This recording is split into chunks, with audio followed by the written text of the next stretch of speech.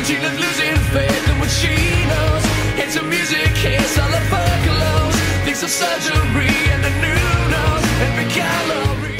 12:18 on TSN 690. It's Game Points with Matthew Ross. We're here till the top of the hour. TSN Matthew on Twitter.com. Our next guest is back by popular demand, literally.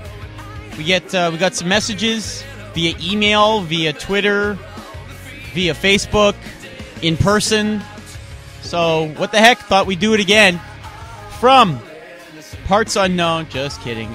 Sports Rage on Twitter.com, SportsRageTV.com, and he'll tell you as well about his new TV show upcoming, including obviously still doing the MMA show on the Fight Network. It is Gabriel Morency. How you doing, sir? I'm doing good, Matt. Always a pleasure. What's going on, man? Not much. Now, you'd love the way that Mo Khan looks right now. He's got a hoodie on, and he's got a scarf on. We're in studio, mind you, in a warm, small studio, and he's got the scarf tucked into his shirt, so it looks like he's got like a bird in his shirt or something. It is ridiculous. Well, he's got to be careful as a black man wearing a hoodie. It's a good thing that George Zimmerman's not walking the streets of Montreal. Now, it must make you feel good when people are asking me about you. And one guy said, I want to send him something from the 03 Expo season. What's his email? I mean, it must feel pretty good.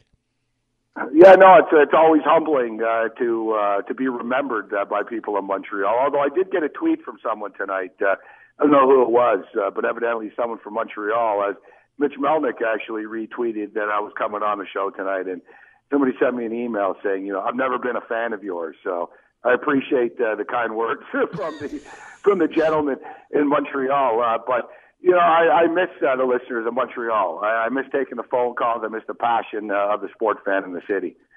All right, so let's talk something here. Let's go. What do you want first, Mo? I asked Mo Khan what his preferred first topic was for you. What do you have for us, Mo? I was going to go college basketball with March Madness just around the corner, but we'll go Montreal Canadiens first to appease the local lights out there. All right, so ask a question. I have to ask the question. Yeah, all right, this is off to a phenomenal start. After the break, obviously, the Canadiens start on Wednesday. I'm sure you're still following them pretty closely. They have a trade deadline coming up, as usual. Nobody expects them to do very much. I'm pleading that they take a guy like Andrei Markov, who still has some worth. He's a free agent. He can go to a contender. Canadians can get something out of it. It just makes a lot of sense when you're not going to go for the Stanley Cup. Let one of the young guys like Bolia come up and take over. What's your take on that? I can't disagree with that. If that's the Canadians' plan, if they are building for the future, but the Canadians are never really building for the future, and they're never really tanking it, are they? Which it's almost the worst place to be, right in the middle. I like Andrei Markov as a player, but it's not as if though the Canadians have won the Stanley Cup or really ever done anything with him. He is injury prone, and the fact is, a upper tier contender would probably like to throw him in the lineup if they are making a Stanley Cup run. So I don't really have a problem with that. But even though I'm miles and miles away from the Montreal Canadiens, it's still frustrating. It's still baffling to me. It's still frustrating. And, for so many years, the Toronto Maple Leafs were known as that team that, were selling out every game. They were selling the jerseys. They were living on past glory, and they really didn't have an intention of winning. And, the fact is, the Toronto Maple Leafs are spending money. They gave Phil Kessel money. They made a great deal in bringing in Jonathan Bernier. They're not afraid to spend money, and they're actually legitimately trying to win, which I wonder about the Montreal Canadiens, about what their real intent is. I believe that the Molsons want to win. They're a good hockey family, obviously, and they've had success in the past. I believe that they want to win, but there's, we all want something, right? I mean, everyone wants to win the 649, but wanting something and making it happen are two completely different things. And it doesn't seem like the Canadiens organization are in any hurry to make it happen. As long as, they have a blind, devoted, faithful, following that's going to fill the building up and fill the sports bars up and just love Lake Canadian Montreal no matter what, why will they change? Now, are you still following the CFL as closely as you used to? Oh, of course. That's it's endeavor. Even when I was in Las Vegas, I used to walk into I walked into the Tropicana Sportsbook and asked the guy if I could parlay a CFL game with the WNBA game. He told me, you know what? In all my years in Vegas, nobody's ever asked me that before.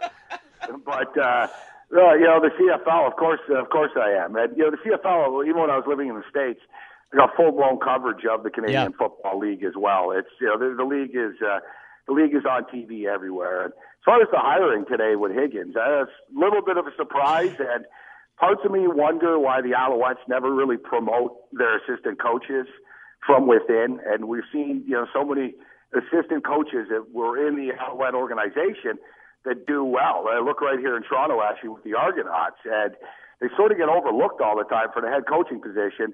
But at the same point in time, Higgins isn't bad.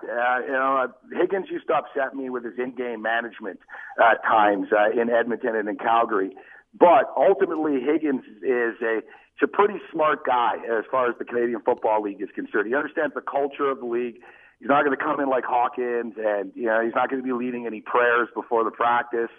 He understands the CFL, and if you look back, and Mo will remember this, Higgins' teams always have those big wide receivers. He likes the 6'4", 6'5" wide receivers. He likes to throw the ball down the field.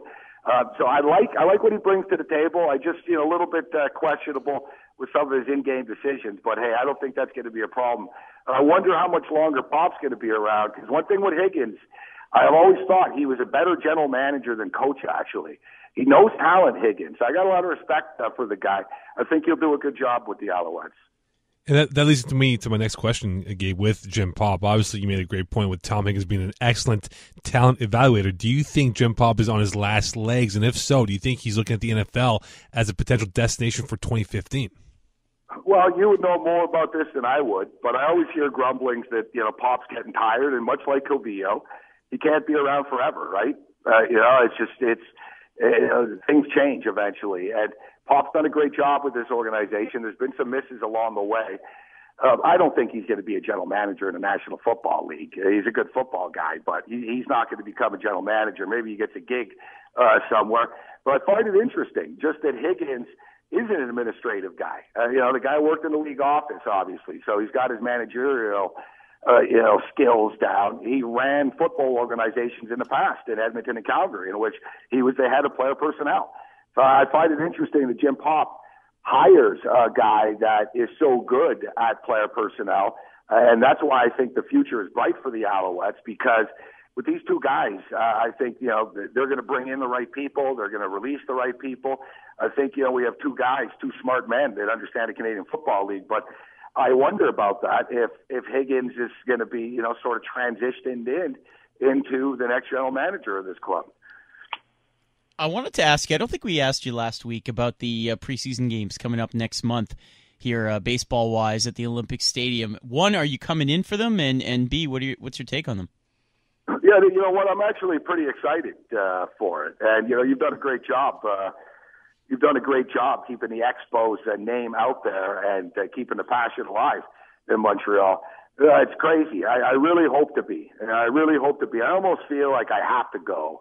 And I miss baseball in Olympic Stadium. It's funny, I'm going to, come 600 miles to see a club that, I could walk down the street. It'd probably take me about 12 minutes right now to walk to the Sky Dome or the Rogers Center.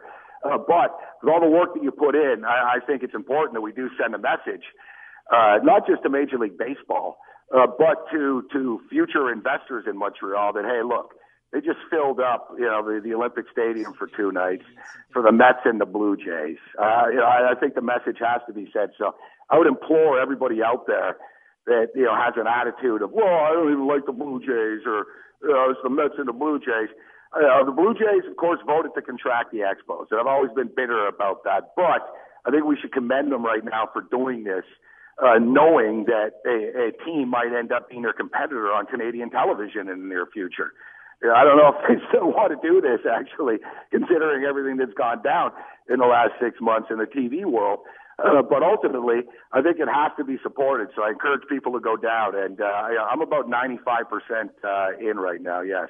Well, it would seem that it would be a good tie-in to do something for you locally here. So you'll keep us up to date. But I wanted to. I got some heat from Mitch Melnick, in fact, who wanted me to provide some clips for the afternoon show last time you were on, talking about your new TV gig, and I didn't do that. So why don't you tell us again?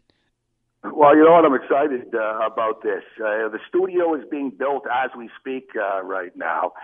It's being constructed. It's going to look great. There's going to be all kinds of great graphics on the screen. It's actually the world's first all fantasy sports television network. And it's going to be on in North America. It's going to be available in the United States. And it's going to be available in Quebec and across Canada, obviously. Yet it's a brand new network, and you have to start somewhere. And, as it is right now, I believe we're debuting in Winnipeg, of all places. The deal has been cut in Manitoba with the cable company. I believe Saskatchewan, BC, etc.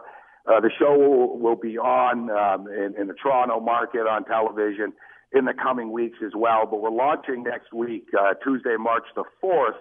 I'll be on at 3:30 in the afternoon. They're going to replay the show at 5:30. And, we're going to break down, who's hot, who's not on a daily basis, basically. I lay it down. I bet on the games every night. So it's a perfect tie-in into the fantasy world. I mean, fantasy players want guys to do well, and so do I. If I'm going to win the game, I want the guys to do well. So we're going to break it down with the top fantasy guys, beat writers, handicappers, and going to break down all the games of the day. Won't really be an opinion show, so I can't really get into too much trouble doing shows like that. That's how I've lasted on TV for as long as I have. I don't give my opinion on anything, so it's hard to really upset people when you're just sort of talking about what the point spread is and fantasy angles. But it should be a lot of fun, and I think this network has huge potential. So you can check it out online. The website is going to be launched March 4th. It's up right now, but it'll be launched in its entirety next Tuesday, and we debut next Tuesday. But the show will be free and available for everybody worldwide on the internet. So you can call your cable company in the future if you want it on TV, but you'll be able to see it online at fantasysportsnetwork.com. All right, fantasysportsnetwork.com, sportsragetv.com, and, of course, Sports Rage on Twitter. The one and only Gabriel Morency, thank you, as usual. Appreciate it. It's always a pleasure, guys.